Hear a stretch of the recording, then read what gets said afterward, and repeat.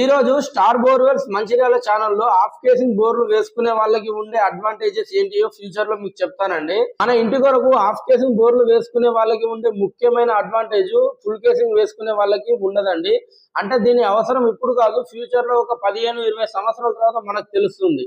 అదేంటిదంటే మనం ఒక ఇల్లు కట్టుకునేటప్పుడు ఉన్న జాగాలోనే జాగ్రత్తగా వాస్తు అనే దానిని చూసుకొని జాగా ఖరాబ్ కాకుండా మనం ఇంటిని నిర్మించుకొని గృహప్రవేశం చేసి ఎంతో ఆనందంగా గడుపుతూ ఉంటాం.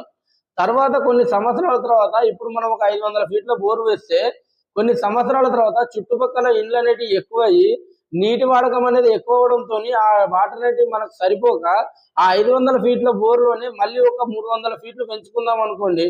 అప్పుడు మనం ఆఫ్ కేసింగ్ బోర్లలో ఎలాంటి వాస్తు అనేది పోకుండా, ఎలాంటి నిర్మాణాలను కూల్చకుండా చిన్న బండో లేదా పెద్ద బండో సెట్ అయ్యేటట్టు ఉంటే ఉన్న జాగాలోనే మనం పాత బోర్లోనే మళ్ళీ మనం బ్రీడప్ పెంచుకునే అవకాశం ఉంటుంది. దీని వల్ల ఏంటంటే మళ్ళీ కొత్త బోర్ వేసుకునే అవసరం లేకుండా 800 ఫీట్ల బోర్ వేసుకునే ఖర్చు అనేది మనకు మిగిలిపోతుంది.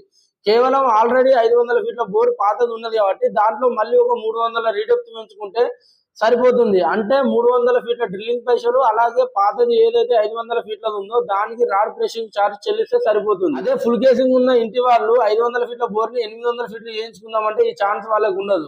అప్పుడు వాళ్ళు ఏం చేయాలి, వాస్తు పోగొట్టుకోవాలి, అలాగే 800 ఫీట్లకు డ్రిల్లింగ్ అండ్ కేసింగ్ పైసలు చెల్లించాల్సి ఉంటుంది.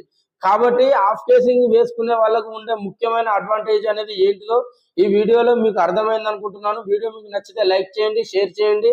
అలాగే మీకు ఎలాంటి డౌట్ ఉన్నా సరే కింద కామెంట్ చేయండి. తర్వాత వచ్చే వీడియోలో ఇంటి కొరకు ఫుల్ కేసింగ్ వేసుకున్న వారికి ఉండే అడ్వాంటేజ్ ఏంటి, డిసడ్వాంటేజెస్ ఏంటి అనే దాని గురించి చెప్పబోతాను అండి.